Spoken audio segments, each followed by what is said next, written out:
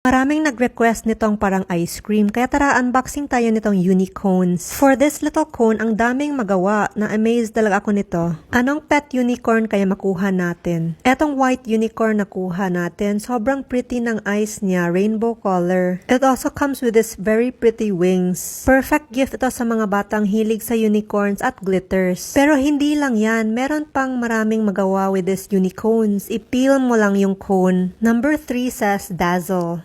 Number 2 naman, decorate. At number 1, yung accessory ni unicorn. Plus, meron din siyang unicorn poop na slime. Sobrang cool. Yung accessory is itong bow for the head. Tapos, itong glitter dazzle is for the unicorn poop. Kaya lagyan na natin ng glitters tong unicorn poop. And very nice talaga mga toys ngayon. Sobrang interactive na. I think I've said that a million times na sa mga toy unboxings ko. Kasi first time kong makita ang mga toys na ganito. It also comes with mga tattoos at itong sticker beads. I-decorate na natin tong unicorn. At tara, i-surprise na natin si Brie with our unicorn. Collectible din to. There are other colors of unicorns to collect pa. Nilagay na ni Brie yung bow ni unicorn. She also placed tattoo na. She named the unicorn Sally pala. Kaya si unicorn Sally to. At eto na yung butterfly tattoo. Ang angas na tingnan ni unicorn Sally. Nilagay na din ni Brie yung lollipop tattoo. At last naman yung shoes na tattoo. Inubos na din ni Brie yung mga glitter sa unicorn poop. Super pretty tingnan.